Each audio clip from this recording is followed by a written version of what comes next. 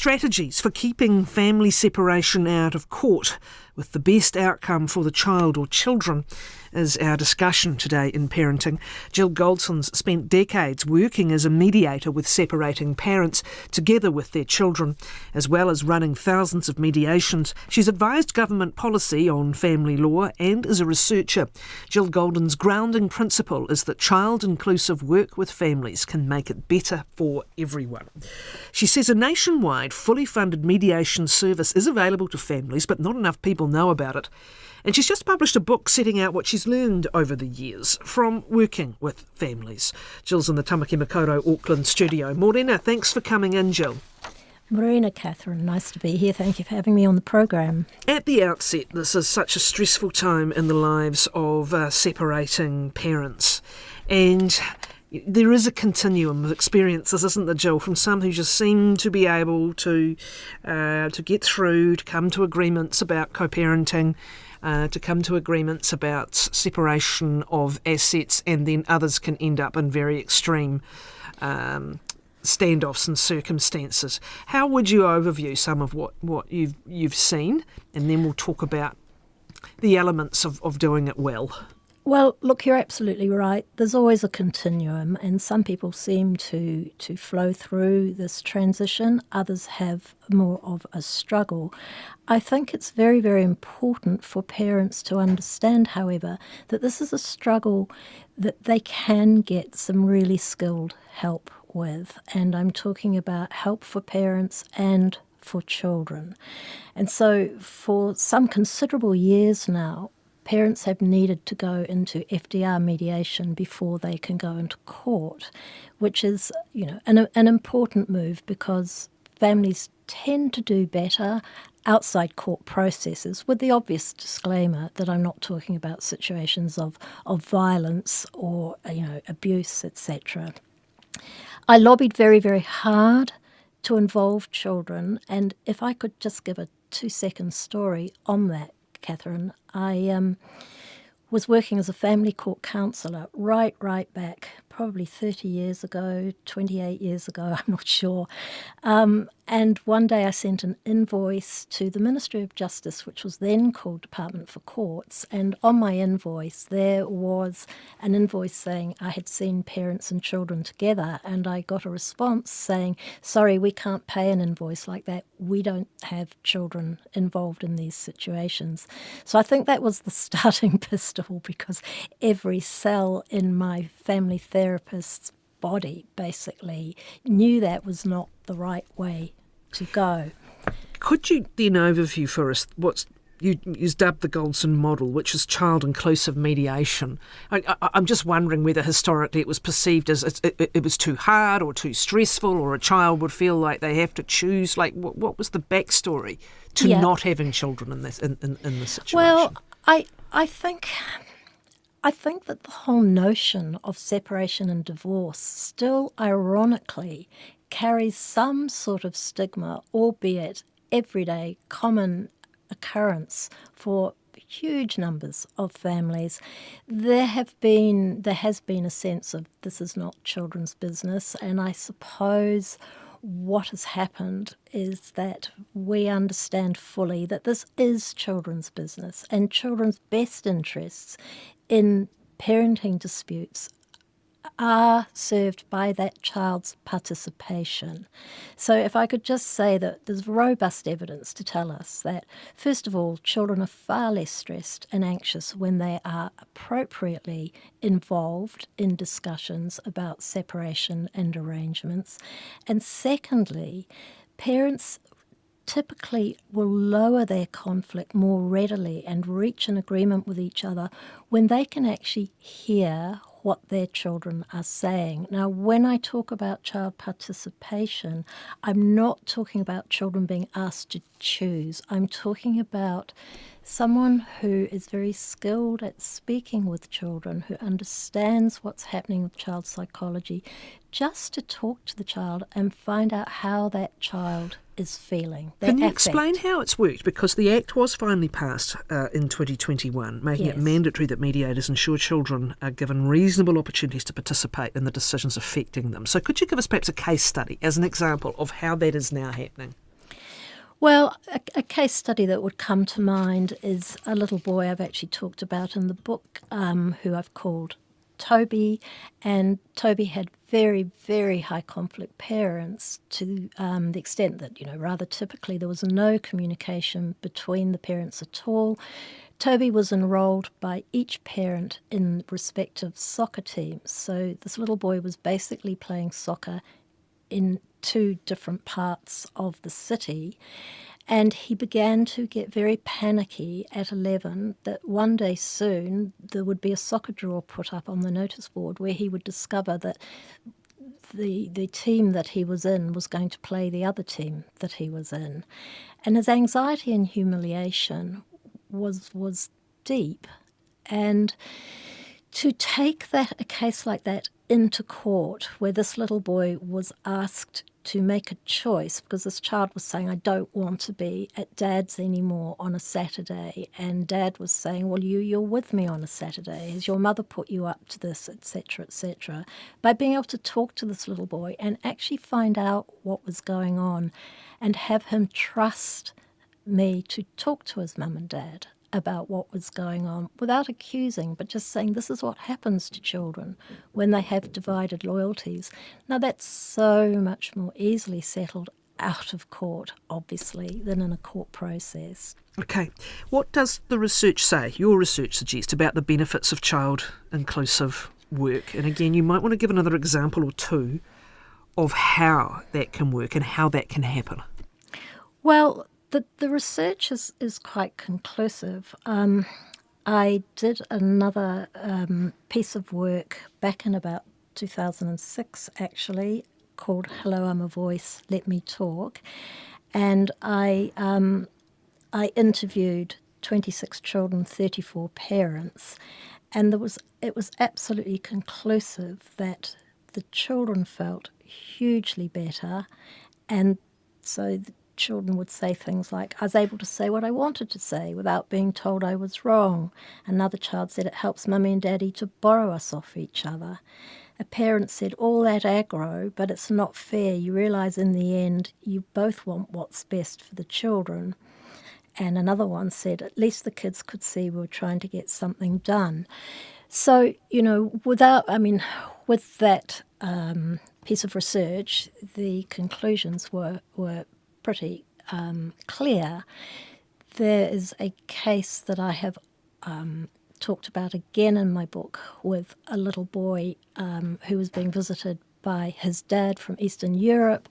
Mum had told him Dad was coming over from Eastern Europe to kidnap him. The little boy was absolutely terrified, and he was only 6.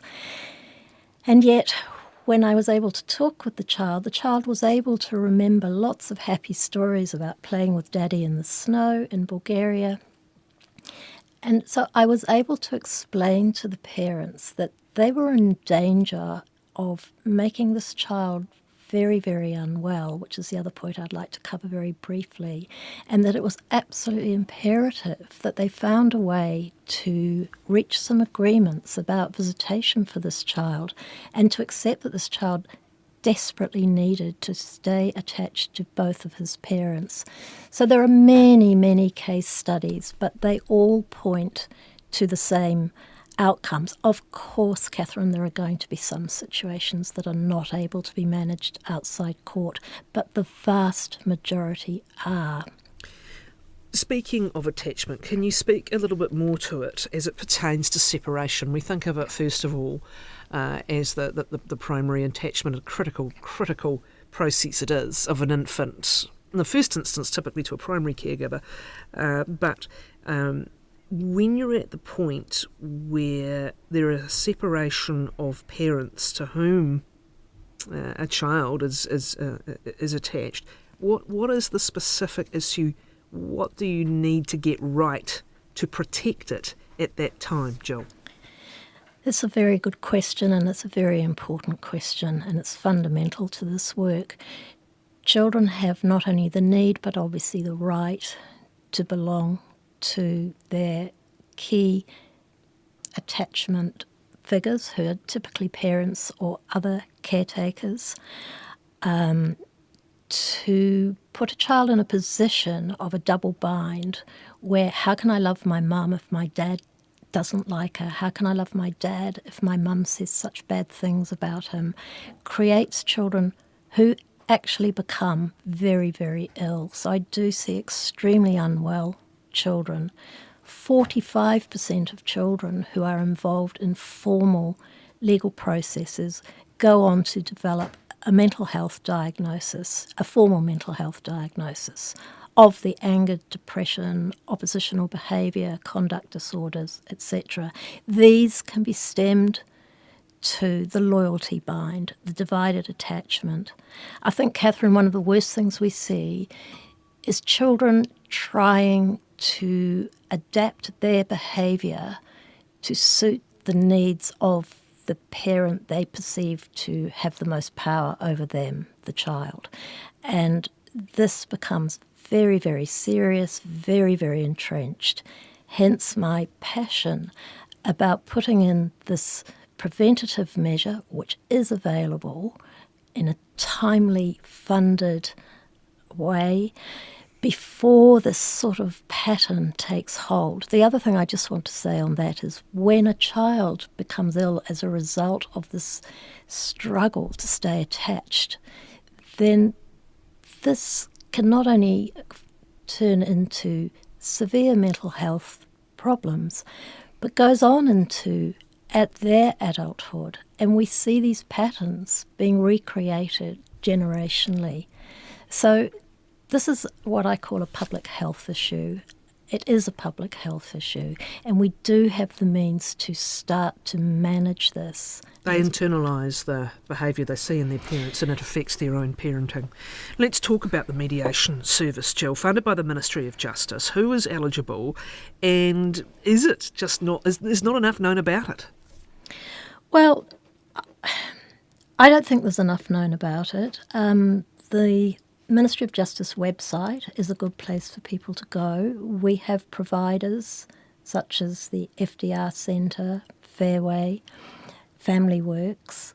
They are the suppliers of the services. Yes, everybody's eligible. The degree of funding is dependent on your situation. As I say, the service is timely, it's accessible, it happens quickly, and as a result of that law passing in 2021, the child's participation is now seen to be a part of that process, albeit that parents, under guardianship law, both have to agree to the child's involvement. The trained professionals will explain to parents this isn't about finding out which of them is right and what is the child going to say. It's finding out how the child is doing. And just on that, I just want to say that, yes, I am a child advocate. I'm also a family advocate. And whilst children are deeply distressed, so are parents. And when people hit a very bad crisis, people tend to regress to being children, and I don't say that in a patronising way. We all do. And so everyone is trying to make sense of life by telling a story. And so the way that I practice and what I've written about is how we work succinctly, compassionately and effectively with parents to help them reach a point where they can hear what their child is feeling. What are the key elements of that? I know, for example, you don't like the use of the word "the voice of the child," which I think is in the the legal yes. structure. You prefer child participation. Yes. Could you speak to that? But could you also speak to what it is that parents need, given the emotional state and the threatened state that they feel yes. they are in? Yes. What yes. is it that works by means of mediation? What are some of the key principles that enable everyone to feel heard and therefore to be more open to forging a plan? Right. So the distinction I make between voice of child and child participation, which I'm really pleased that was put that way in the Act as well. Voice of child, to me, gets conflated with what happens in the court process when children have their own lawyers and the child's voice is represented and can carry weight or not so much weight or whatever. I see the process outside court as subtly but powerfully different, and that's why I prefer not to get the two concepts mixed up, particularly as I think parents can become quite fearful. Oh, this is another form of a child talking to a lawyer, and that child's going to have been coached by her mother or whatever. So that's the distinction that I make. The work with parents, I think, was your other question, Catherine. What do they need? What are the elements of what works when you are in a mediation? And as I said, people are feeling threatened and defensive and protective of their position. Yes. What is it in principle that tends to make progress in that circumstance? Well, I think the very first thing that makes a difference is giving people an opportunity to talk. And no one puts it better than Shakespeare. Give sorrow words, the grief that does not speak, whispers the all-fraught heart and bids it break. And the less you hear someone, the louder they become. And the louder they become, the more they might be closed down by friends, family, lawyers, etc. The beauty of this process is that parents are able to have an entire session on their own, talking about confidentially, talking about what's happened for them, how they're feeling. People's greatest rage and anger and intransigence is born of their own trauma and a sense of shame, which isn't fair, because there's nothing shameful about separating. It needs to be understood as one of life's transitions. It happens.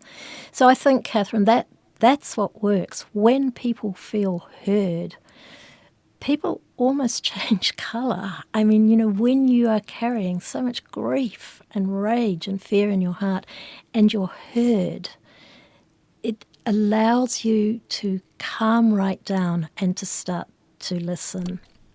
So there are other parts I could talk about, but that's the essential principle. And by understanding someone, you allow them to then go on and understand more themselves.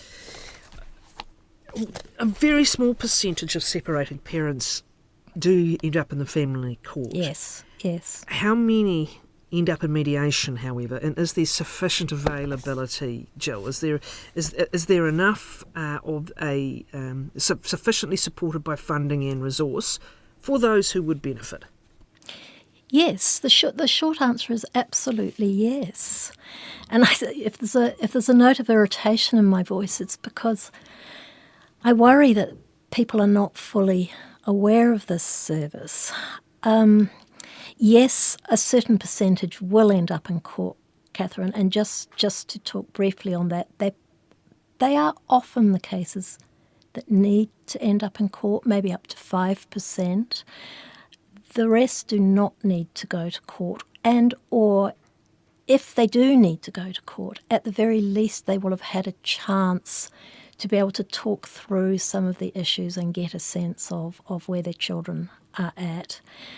I just have to touch on the fact that, very high conflict situations that are left unresolved can end up with one of the very distressing situations we come across, which is the child refusing to go to one of the parents, also known as parental alienation.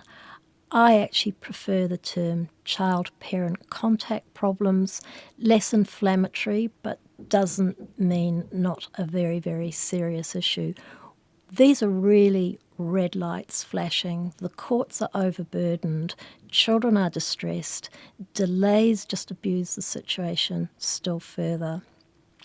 So I think all up, there really are a lot of reasons to follow through this possibility. I also give a nod to grandparents and extended family. It's heartbreaking when there's seriously high conflict. Children start to lose contact with an entire side of one family, or one parent might just walk away in the end. and the money that gets spent in an adversarial process is frankly eye-watering and unfair. Thank you. Jill Goldson, who's a long experience in this area. Some of the key principles are brought into this book, Child Inclusion in Parenting Dispute Mediation. It's published by the Family Matters Centre Publishing.